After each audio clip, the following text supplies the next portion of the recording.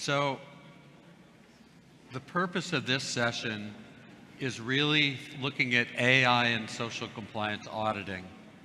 And we're going to start off with a couple polling questions for you. One of the things I want you to think about as you answer these questions is that each of you in the audience have a different role within the overall ecosystem. Brands, firms, auditors, you all have a different role and possibly a different application of AI. So what we're going to do now is we're going to ask you to do a poll. Did they all know that they need to install something? Click on the QR code, and we're going to ask you to answer a few questions now, and then we're going to come back to these questions at the end of the session. So how frequently have you used AI-based tools in the past few months? Daily? And we want this in your job. I'm not interested if you're doing it to plan your vacations or buy pet food.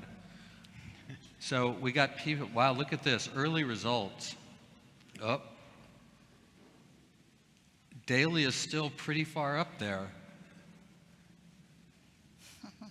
We'll give you one more minute on this, and then we're going to move to the next question. Look at that, daily in the job use. Yeah. Really interesting. Okay, so here's the next question. Does your organization have any guidance or policies on the use of AI tools in your work? So we see the usage, now we want to know about the guidelines on how it's being used. So if you don't know about it, that means it either doesn't exist or it's meaningless anyway. So that one I would put into a no category.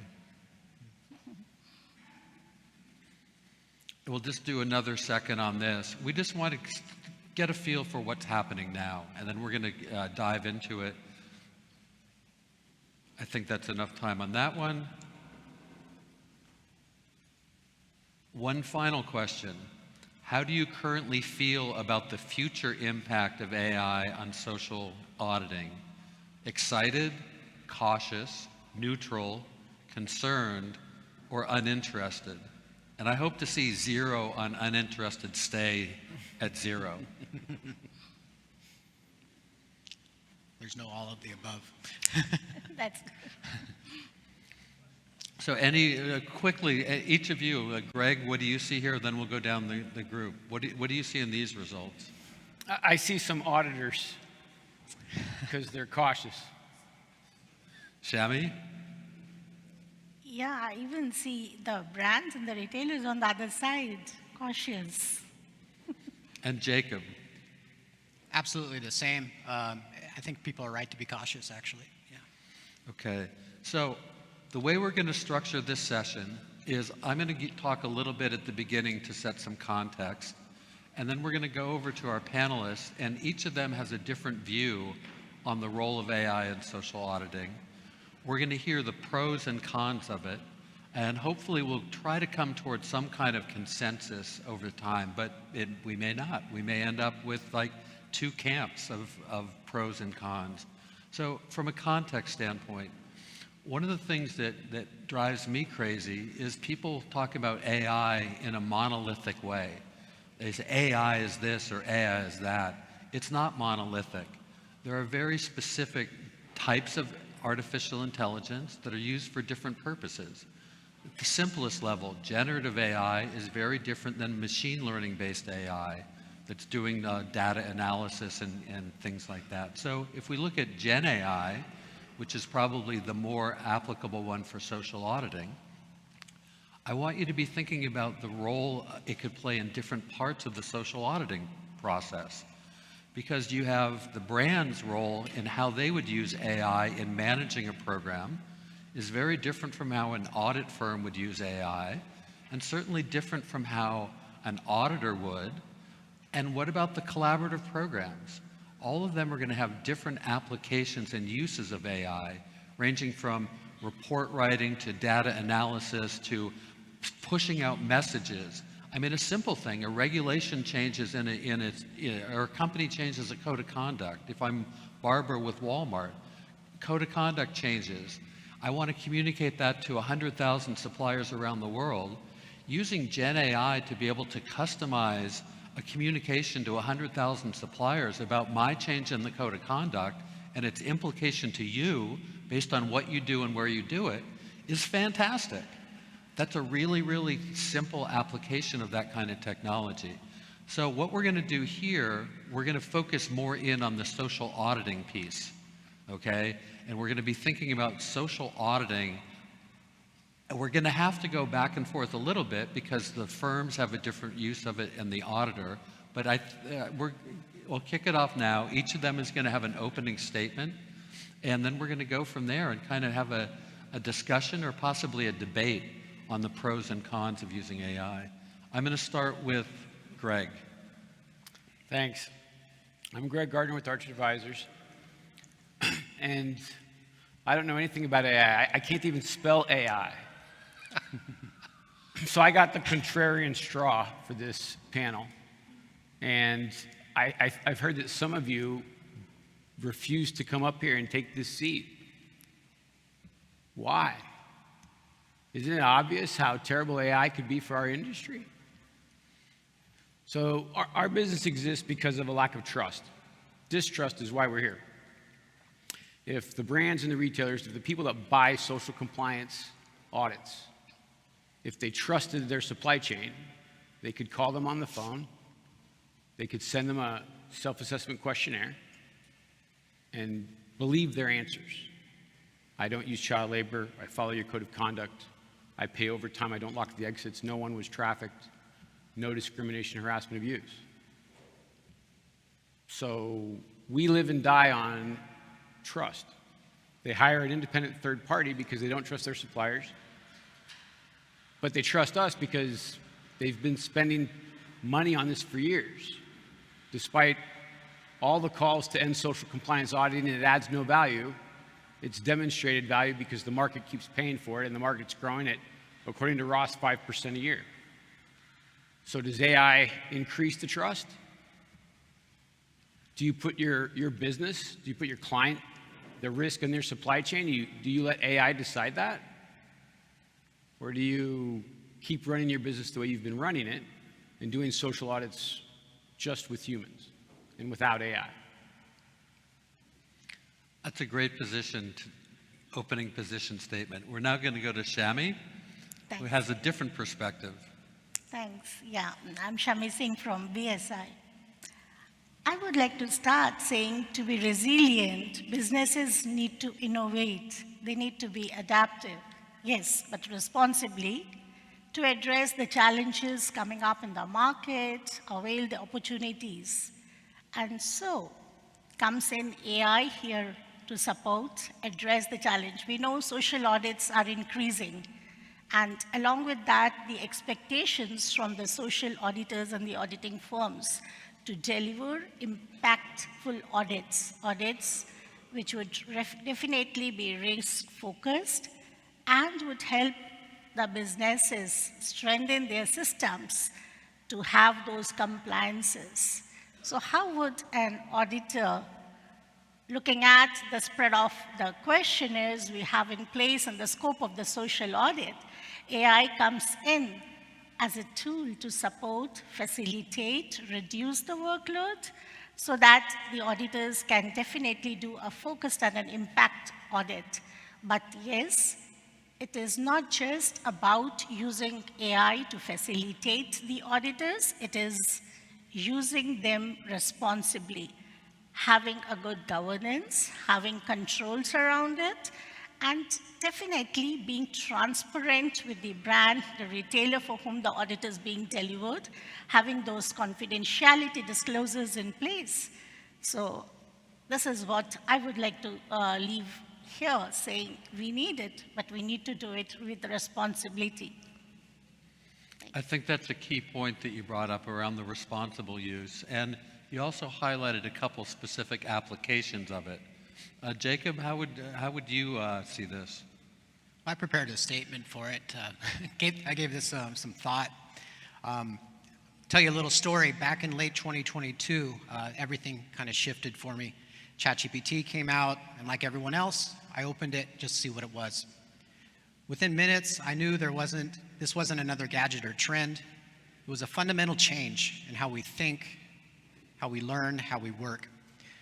I got hooked fast, first on what it could do on its own, then on custom GPTs to support training. Naturally, as an auditor, I started wondering what this could mean for our field. If a tool could teach complex material clearly, what else could it help with? That curiosity turned into something bigger. The pace of this technology has been unbelievable. I realized very quickly that if I didn't use it every single day, I'd fall behind. Maybe not in a year, maybe in a few months, maybe in a few weeks. That's how fast this has been moving, and it's moving even faster now. But with that excitement came a real concern. I started picturing what would happen if auditors used these tools without understanding them. In our industry, reputation, credibility is key. That's everything, just as Greg was saying. All it takes is one misuse of AI, one hallucinated answer treated as fact, one confidentiality slip, and that reputation can vanish instantly. It became clear to me that if AI was going to be part of the audit ecosystem, and it absolutely will be at that time, and it absolutely is now, as we saw from the screen, then we need to understand it, control it, and use it responsibly. So I didn't just learn the features, I dug into the guardrails, the governance, the risks, and how to eliminate those risks in practice, not theory. And once you do that, you see something important. Responsible use actually solves the very problems people are afraid of. When we control the data, limit what the model can access, verify everything that it retrieves, and keep the human decision-making exactly where it belongs, the common risk people associated with AI practically disappear. The real danger isn't AI itself. The real danger is auditors using AI without any guardrails. If people experiment with public models, paste in sensitive information, use random prompts, or rely on unverified answers, that's where hallucinations happen. That's where confidentiality gets compromised. That's where credibility collapses. Avoiding AI doesn't protect the industry from that. It actually makes it more likely because people will still use it, just without guidance or oversight. When auditors are trained properly, when the tools are set up with the right controls, and when our industry has clear policies around the use and verification, AI becomes safer, more consistent, and more transparent than the manual systems that we rely on today. So here's my stance. If we want to trust in AI, we build that trust by engaging with it responsibly today, not someday. Responsible use isn't a threat. Responsible use is a safeguard. That's a great positioning. What we're going to do now is kind of go into more of a free-flow discussion, and I'm going to kick it off by asking Greg about within the social audit, from an auditor perspective. Back in my earlier days, I did work with SAI on helping to put together the auditor training program, and they always talked about an auditor does three things basically: document review, observation, and interviews. Right? So within that triad, Greg, what are you most concerned about within that where would AI do the most damage in that triad? In what it can't find.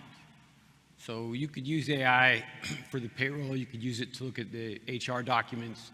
There's certainly a place for it, but there's stuff that it can't do. Now, I've had clients say AI can do the entire social audit, but that's only if the employees that you're interviewing trust talking to a screen. So I'll give a simple example. 3 weeks ago in the United States, to make it recent, a female employee told an auditor that she was sexually assaulted, not harassed, at that building by the management. So that's someone that's vulnerable. That's somebody that is telling a stranger that information. Would they tell it to a screen? Would they tell it to a bot? would one of the biggest risks for brands be found out if that audit was done with AI? So there's obvious limits, even though we're told, just talk to the screen. It's AI. It's, it's a person with a voice that's not really a person. So while it can do every part of an audit, can you get the result that you need to protect the brand, which is why we got sent there in the first place? And to that point, I mean, large language models are trained, right? They're trained on using data. And if the data that's going into the models is incomplete, inaccurate, things like that, the responses you're going to get back are even worse and worse. And it will snowball effect also. If you have bad data in there, it will continue to learn from the bad data, which is a problem. So I'll go to the far end to Jacob. Yep. What are your thoughts within those three areas? Observation, document review, interviews. Where do you think the sweet spot is for using AI? Well, definitely document reviews. As Greg was pointing out, AI is not going to take the place of auditors, especially during the interview process. Now, it could be an assistant in some ways, and that's what AI does. But as an assistant, like for example with data, so most audits we take a sample of the payroll, right? So you might have a factory that has 2,000 workers, right? And if you only interview 20 employees, that's not a large percentage of the population. Whereas if you're using AI as an assistant, not to make decisions or anything like that, there are situations where you can pull the entire payroll, and you can do a trend analysis. You can look for factors that could be difficult, time-consuming, or virtually impossible for a human to do on their own. So could you actually then, in a situation like that, identify outliers and then pick people to interview based on the data that you're getting? Exactly. And that's one way you can do that, and that's why it's a great assistant. Shami, what about you? Within the triad of what an auditor does, where do you see the sweet spot? Yeah. So definitely AI could be used for the preparation of the audit, for easing the delivery, and also for the post-audit activities like supporting the reviews. But I see a good bit where auditors would be supporters during the audit delivery, having an application review the data. It could be related to working hours, wages, but again, not compromising on the confidentiality. So the data is made anonymous, and yeah, the machine sort of evaluates. It checks against the knowledge which is fed in, those reliable sources of information related to the law of the land on those topics, the related ILO requirements. So it filters from there, checks, maps, flags out where are the gaps, and the information which is flagged as encrypted, the auditors, the audit firms, they have the keys, and so the auditor knows, yes, amongst my spread of sampled workers, these are the ones who need to be really picked in. So it really works reducing that workload of the auditors, which otherwise they would be expected to do manually. So they see those risk areas flagged out, and they are facilitated, sort of having those people picked up during their interviews, digging deep, where are the gaps, is there a system, triangulate and take it forward from there. So yes, the customer managed keys are there, which the auditor has the right to use, so that confidentiality bit is not compromised, but we use AI to the benefit to facilitate. So confidentiality has come up a couple times, and obviously if an auditor, like the people that are using it now, we had a lot of people using it almost daily. If you're putting that into a public large language model, that information is obviously not confidential anymore. And I know that from a governance standpoint, that becomes a critical concern. Greg, you mentioned to me that some of the contracts that you see from brands or collaborative programs restrict the use of any AI. Tell me a little bit about that. And then the other side is, do you think people are working around? I mean, based on the data, it looks like people are maybe working around that contract. Yeah, no, thanks. I think all of us have clients that are on both sides. In the tech industry, you know, they're building the AI, and so those big companies that are making the tech and selling the AI tech, they say use this, right? It's a great tool. We expect you to use it because why wouldn't you? But on the other end, and I brought the examples because it's pretty interesting. I have 3 examples in the last month that a new client contract has specific wording on AI. This is from a US company that well, all 3 I think are big enough companies that everyone is aware of them. One is a French company and then 2 US. One is apparel, luxury goods, and food. This one says no use of AI. During the term of this engagement, service providers shall ensure that no service or deliverable includes or depends on in any way on AI technology as defined below. No AI training, and then there's the paragraph. AI technology means any and all machine learning, deep learning, and other artificial intelligence technologies, including statistical learning algorithms, models including large language models, neural networks, and other AI tools or methodologies. All software implementations, any of the above foregoing, and related hardware or equipment capable of generating various types of content. And then it goes on. They had the lawyers work on that one. Yeah. And then the second client, right, service provider warrants that it will not use an AI in connection with its delivery of services or include AI features within the services except with customers' written approval. So contracts, it's coming up in contracts, but this one's interesting because this wasn't a contract. This is something that we got feedback after we were doing the pre-audit calls. So the auditor has a phone call with the supplier, and I guess they saw that we were using some AI bots. As part of our commitment to safeguarding privacy and confidentiality and responsible AI practices, we'd like to clarify our position regarding the use of external AI-powered note-taking tools during pre-assessment calls and on-site assessments. We do not permit the automatic or manual inclusion of external bots, including note-taking, transcription tools, into assessment-related meetings or calls. This applies to virtual and in-person interactions, including pre-assessment calls, site visits, and follow-up discussions. The position is grounded in our responsible AI principles and our broader data governance standards. We recognize the operational efficiencies such tools may offer. Their use introduces risks related to data privacy, unauthorized recording, and potential exposure to sensitive information. So the challenge is, how do we as service providers, when we have clients on both ends? We have clients that say use it, we have clients that say absolutely don't use it, and everything in between. So that's the challenge, right? How does it fit? Because again, it goes back to trust.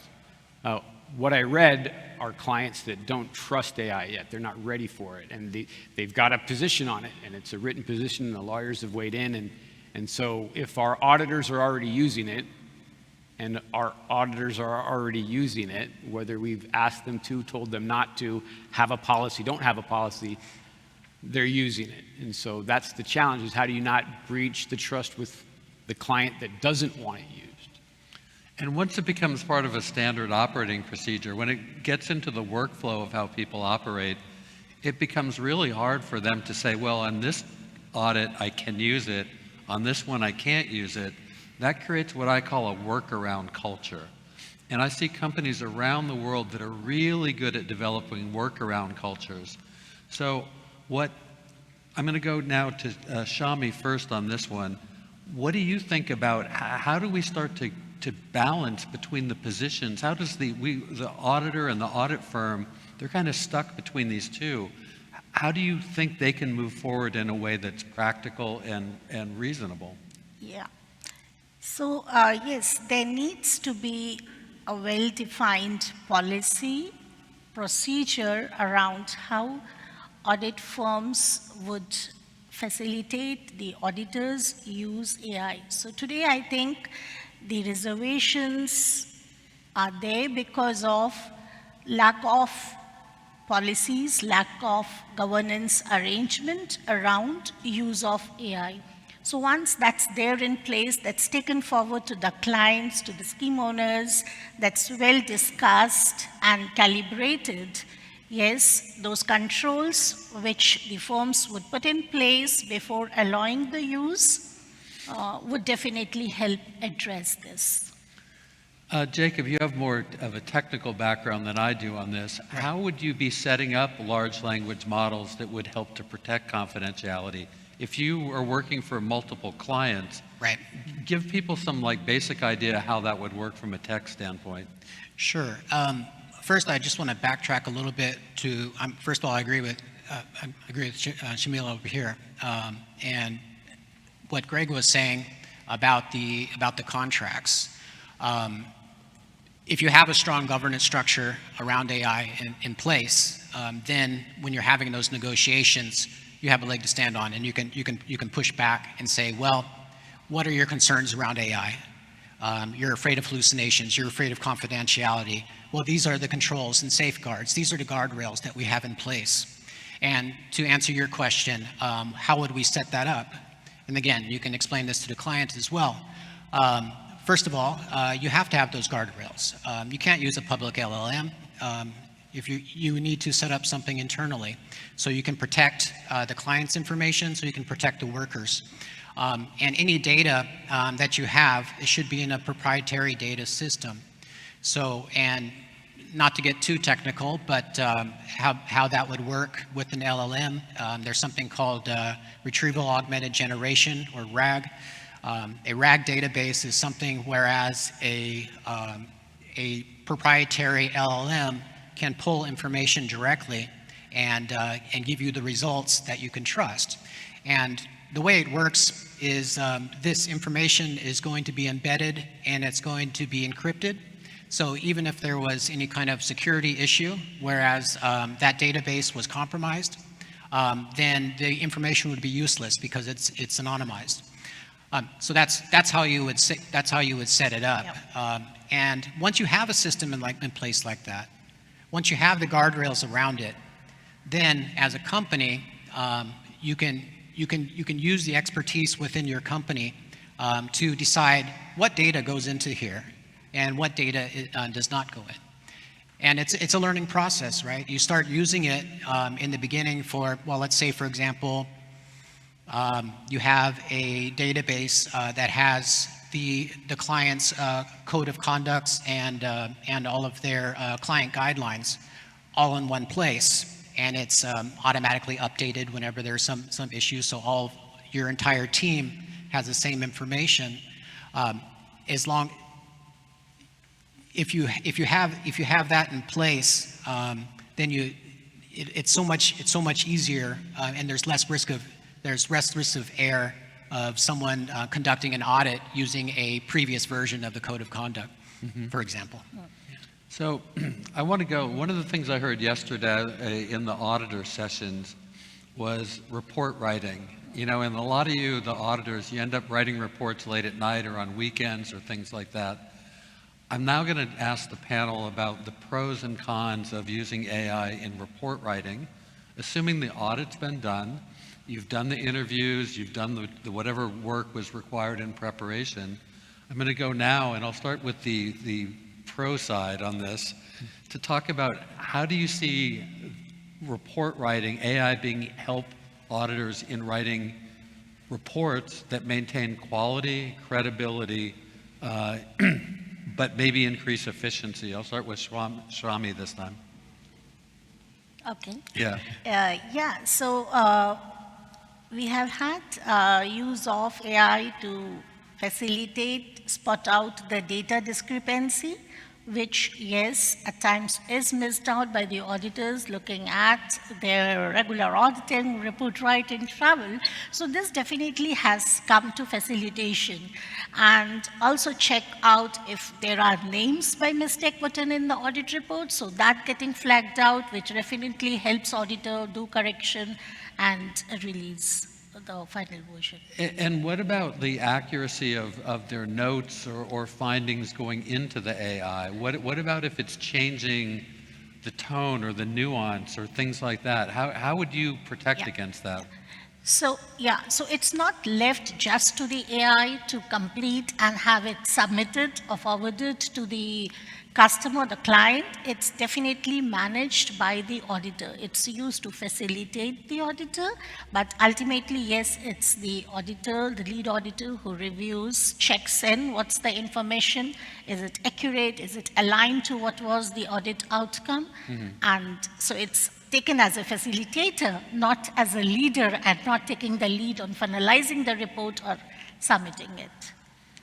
Greg, I want to hear the dangers of using AI in report writing from your point of view. I mean, you're the ones that are getting reports from your auditors, sending them to clients, and needing to maintain trust. What do you see as the danger?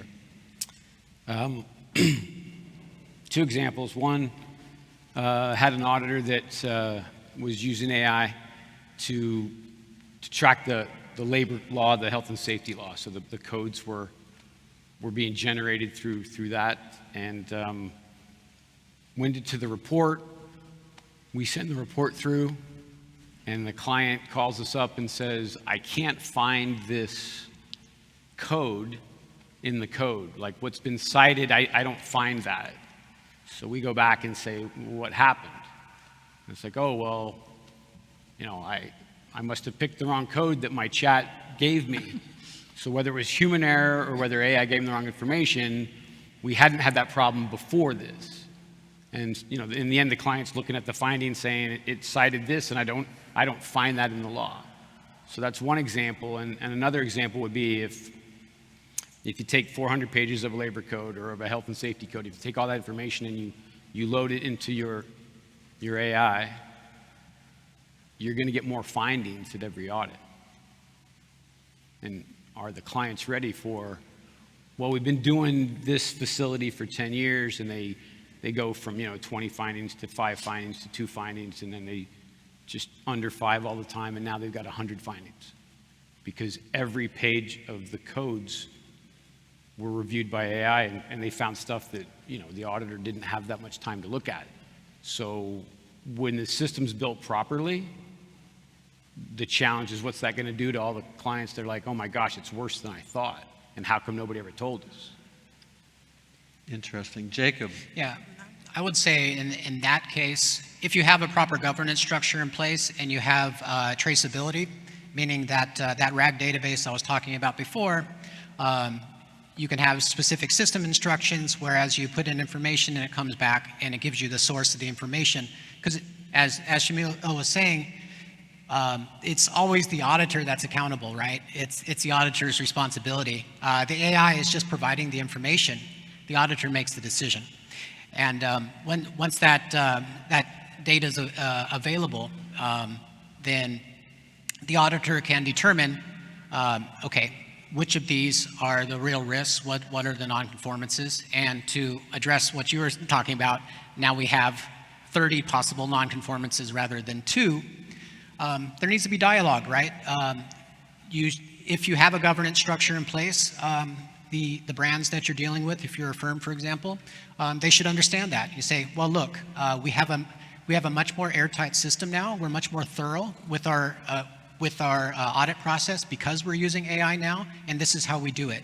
And because of that, it doesn't mean the factories are in a worse situation, but we're being more thorough now, and now we're able to find things that we weren't able to find before. Is that okay with you? This type of situation, right? And that's how I would respond. No. That's a good point. It's about the transparency and the openness of how it's being used, I think.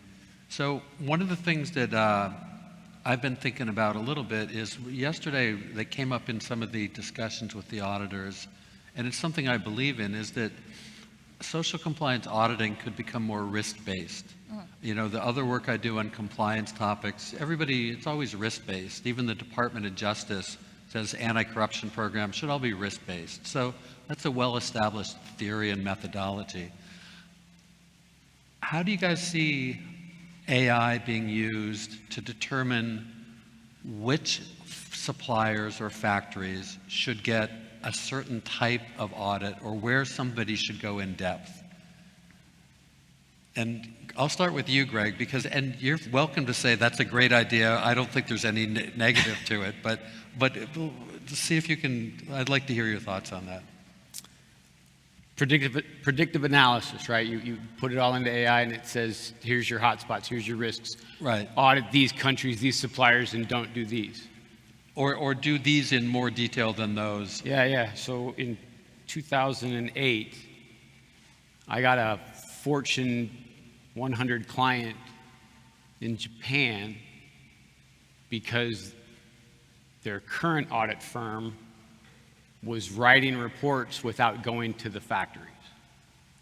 Predictive analysis. We've been there before.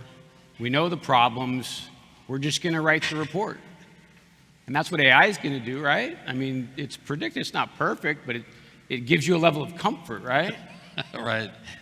So we were at a place 2 weeks ago in the United States. Sorry, I'm American, right? In the United States. And a woman employee brought her 11-year-old son to work. Not to wait for the bus and go to school, not after school to wait for her to go home.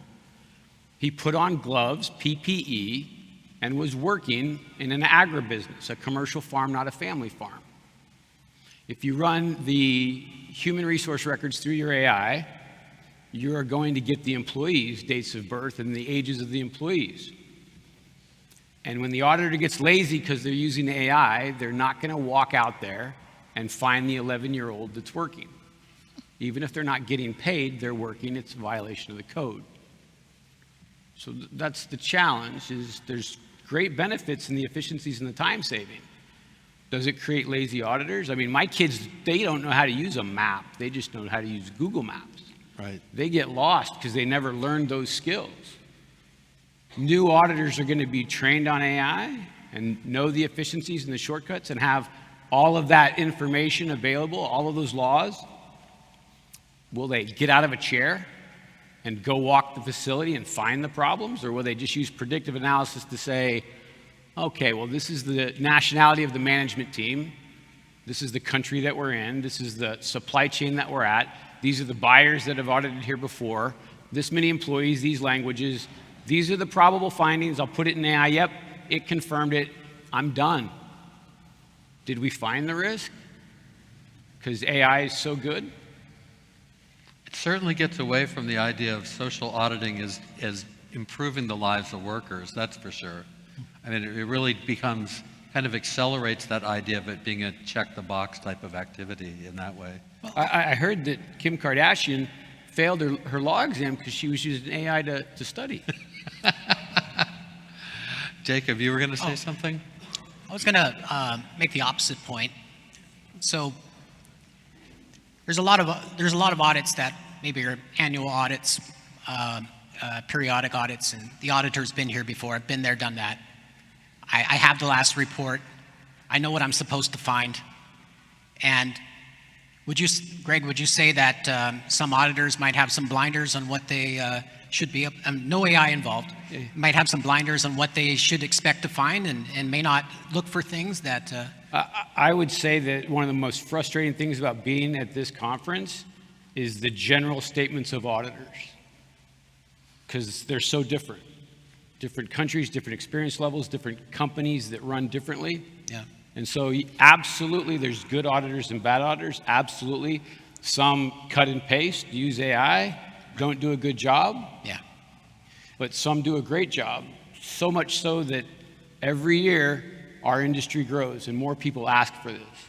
Excellent point. I don't think AI is going to make auditors better if they're bad to begin with, right? But it will make the good auditors much better. I would Tommy, like to please, go ahead. add herein, again comes in the governance around audits by the audit firms. We do have processes like shadowing audits, surprise visits, feedbacks.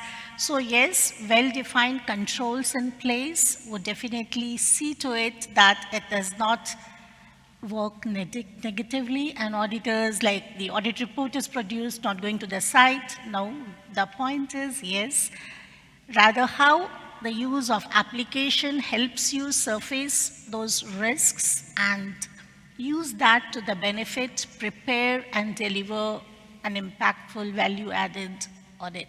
So definitely the controls have to be there in place. Today, even for those audits which are done by conventional style, not using AI, we do have governance. But yes, when we start using AI inbuilt in the delivery of every audit or for the programs which permit, definitely there has to be a strengthened governance arrangement around it. So there is a lot which the audit firms need to do and monitor that, yes, that governance setup is working.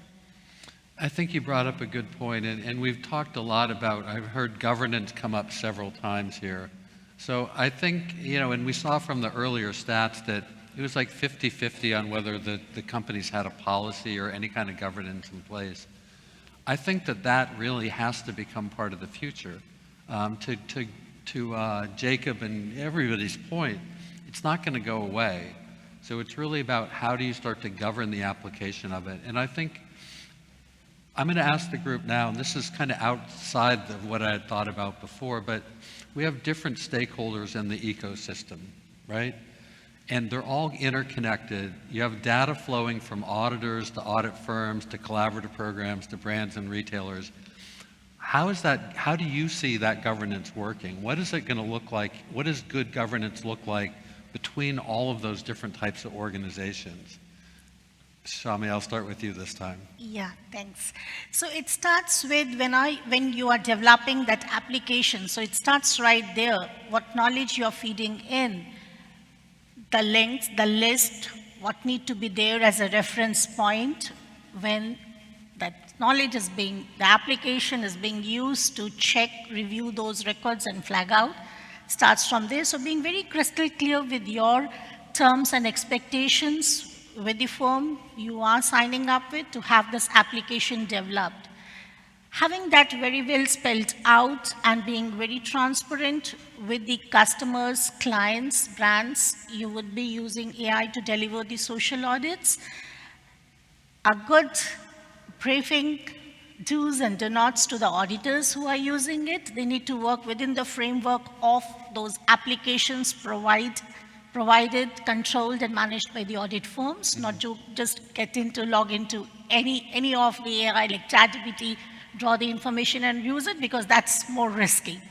And then, yes, the governance like shadowing the audits, maybe having surprise visits where you have such feedbacks, keeping those checks, taking feedback, and then, of course, the review of the audit reports as to if the audit is done misusing it, or rather not going physically on the time, compromising the delivery of that audit, because there is AI to facilitate you with the input, it gets flagged out because, yes, it's being reviewed by the reviewers who know the market, who understand the industries. So all of those set of things, and of course, regular briefings to the auditors that it is to facilitate and not to sort of just do as an eye wash and prepare an audit report. It's there to have a value-added audit. Jacob, do you think that it would be good for the industry if there was a joint code of conduct that all parties agreed to? Absolutely. Related to governing AI use? Absolutely. That's it all. Going high level, it needs to be a collaborative effort, right? If one person in your organization is using AI, it's not going to be effective. If half your company is using AI, it's still half as effective, right? The more buy-in that you have from whatever cohort that you're referring to, if you're talking, so for example, with APSCA, I believe that APSCA should have a solid policy on AI usage, particularly around AI tools. Coming up with like you were saying, like a code of conduct is fine, but it should be even more detailed than that, right? This type of tool is appropriate, this type of tool is not, and this is the reasons why. And it all comes down to traceability, confidentiality, data integrity. Mm-hmm. As long as you have those guidelines in place, and if you can agree with on that as an industry, we're going to go far. Greg, what are your thoughts on this idea of how the different parties play together? Well, I'm not going to buy a bunch of AI stock and retire. I mean, I think it's going to change our industry, but the challenge is going to be you're going to get a corrective action plan from a facility and it's a deep fake photo. You know, you're going to get a corrective action plan that's generated by AI from a facility, and there's two options. Either the person that created it did the corrective action plan, used AI to just improve the final report, and understands what they need to do to be in compliance. Or you're going to have somebody that just had AI create a corrective action plan and they have no idea what it is they're supposed to do to correct their violations and their findings. And you know, a multi-stakeholder group like this, and Christopher from SAI mentioned it yesterday, like, we're not designed for all of these things, and we have to change the way we're set up if this is the new world reality, because everybody's going to have their own policy, and we have to, you know, the workaround that you mentioned is going to happen, right? Even if you say one entire company, not half, but the whole company set up properly, that they got their governance, they were all trained. Oh, but then there's these clients that don't want you to use it, so you're set up for it, but then you've got to carve out for those that aren't ready for it. Right. It's just going to change. It'll change for the better. It'll be an absolute train wreck getting there. I mean, we will have a news article from the New York Times, from the Guardian, from the BBC, from somebody saying these social compliance auditors, this audit used AI and they didn't find the problem. Yeah, we have a few minutes left. I think we have some time. Let's take some questions from the audience, and then we'll do a wrap-up up here, okay? Anybody have questions in the audience for any of the panel, general questions? Yeah, microphones are coming your way. I saw two people with hands over here.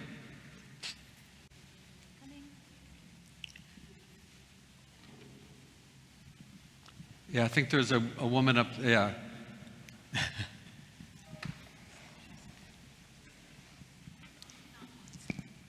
Sorry, okay. I'm Julia from the Social Labor Convergence Program. And so first of all, thanks for the panel. And I just wanted to raise an additional point that is linked to what you, Greg, just mentioned about the social ecosystem, because as a collaborative program, we're also part of this industry. And we are, for example, already deploying the AI to support our quality assurance activities. So I think that that is extremely powerful tool, specifically because we're using and dealing with such a high volume of data. So for us, having AI supporting and specifically predictive analytics, right, to support our QA assurance is extremely beneficial. And since you, and rightfully so, address the entire ecosystem, I was just wanted to, you know, kind of like bring our perspective as well and highlight the benefits of AI when this is actually being deployed at the quality assurance level. And I think from my perspective, and I think everyone here agrees, we don't want AI to conduct the social audit. That's definitely not, I think, what the industry should be kind of like focusing on. It is more where it makes more sense as a supporting tool for auditors to make them even better, to facilitate. So I would focus more on the pre-activities, right? So that kind of support, and specifically on quality assurance, because in terms of like our requirements from a scheme, right, we have a lot of requirements for the audit firm. Mm-hmm. So we would like them to also think how to deploy that for their QA quality assurance activities, which is not just report writing. So thank you. Thank you, good point. We had another question. No, sure. Okay. Sorry, yeah. So it's Johnny here. I'll just stand up. So Greg, Jacob, and Shami, thank you. It's very, very, very nice. I guess I just want to add and probably build on what the lady in front said is, you know, if you look at ecosystem of the whole entire auditing, I think the focus is a lot about AI and auditors, but social auditing is not only about auditors, right? So I think if you look at the whole ecosystem, no matter what we do or say, AI is going to be here, ChatGPT is going to be here, and probably maybe in 6 months' time, 12 months' time, because the curve is really going up like that now. I mean, it took probably 10, 15 years for it to build. I think it's going to just go up. So we have to embrace it, but look at it from an ecosystem, because if you look at the whole cycle, regardless of which, the stakeholders, from brands and auditors and back office and quality and compliance and governance, we talked a lot about yesterday about time, resources, auditors, attraction. It's resources. It's the economics at the end. AI could help to unlock the resources in some way, because time is what we're trying to find, right? Of course, we can find time with having more people, but we have challenges on attracting. So I think AI has a lot of different contribution. If you look at the beginning of life and the middle of life and the end of life of the whole ecosystem, we break it down and try to see where it can help and complement. I think if we go with that mindset, rather than just the middle, which is auditor, auditing, writing report, that's not the key. I think that is really not the key when we talk about AI and everything else that goes into play. That's something I want to contribute rather than a question. And I don't think that we were advocating that it's only used there. I think it is across the whole audit cycle and audit ecosystem. I think we had another question. One more? I think we have time for one more question. Okay, so I'm Elena Monteiro from Bureau Veritas. I'm sorry, I'll start looking like a show-offer, but I have a question from a different perspective. I was doing an audit. Luckily, it was a quality audit in a factory here in Portugal. And when I got there, a big factory working for a big and well-known client, but with no workers. All the production processes were done by AI by now. So if it was a social audit, I would not know what to do. And if this is the future, they only have office workers. Usually it's not our target, right? It's the production. So health and safety, interviews, nothing. We have nothing. Do you have any idea? If it was you, Yes, that is the future. Processes in the supply chain that can be automated and done by robots or AI, that will happen. As wages go up, as labor is changing.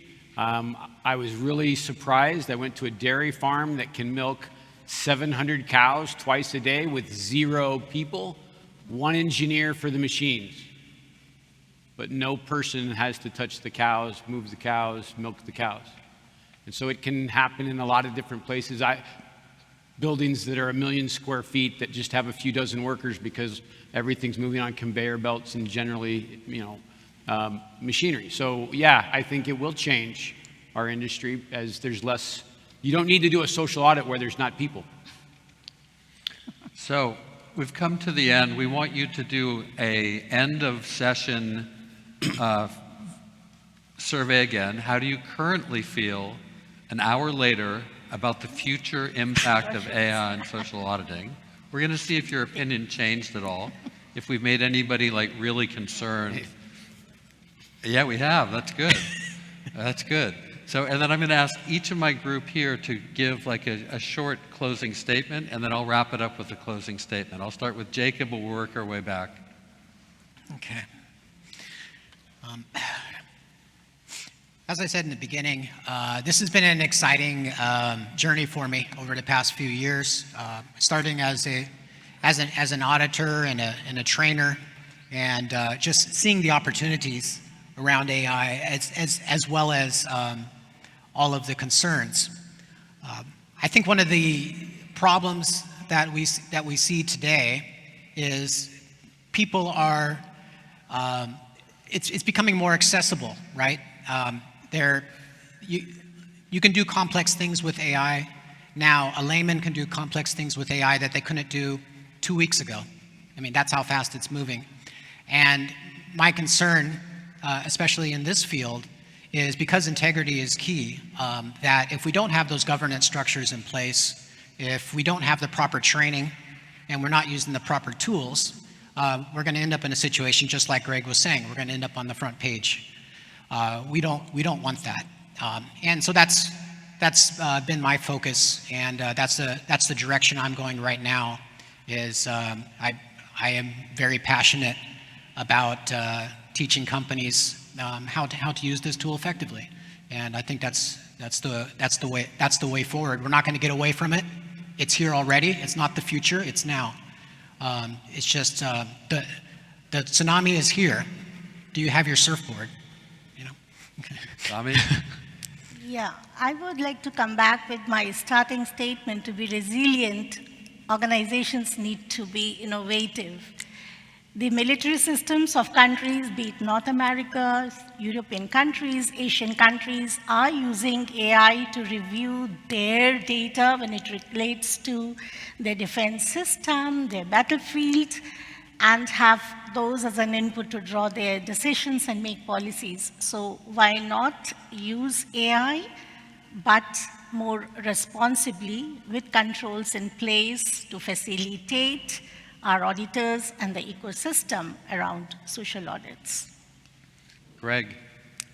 Sam Altman said, no one knows what comes next. And I had a customer, I really appreciated this comment because they really understand AI. They said, we don't want non-humans deciding the fate of humans, because they have the ability to do the whole process, right? The tsunami, right? It's moving so fast. So it's nice that some people are still trying to leave the decisions in the hands of humans, because there will be people that will just automate the whole process. So it'll be interesting to see what happens next. And from my point of view, I think that AI certainly has application in all parts of the audit ecosystem, everything from the brand to the collaborative program and on down. I think that, as others have said, governance is going to be key. And I think the governance is what is going to enable you to understand if your people have bad intent in what they're doing, or if it's just your sloppy management that's causing mistakes. And what you need are the policies and procedures in place so that you can differentiate. And if a customer comes to you or a regulator comes to you and says, how is that generated? If you don't have any policies in place, it's sloppy management, it's your fault. If you have those policies in place, there'll still be mistakes, but then you can say it's an isolated mistake or it was bad intent by somebody working around what we want them to do. So I would advocate that each of you, and maybe it's a role that APSCA can provide a little guidance on, each of you develop, get back to your company and make sure that you do have sufficient guidelines on the use of AI in your role in the overall ecosystem. And that's it for us. Thank you very much, panel. Thanks. Thank you.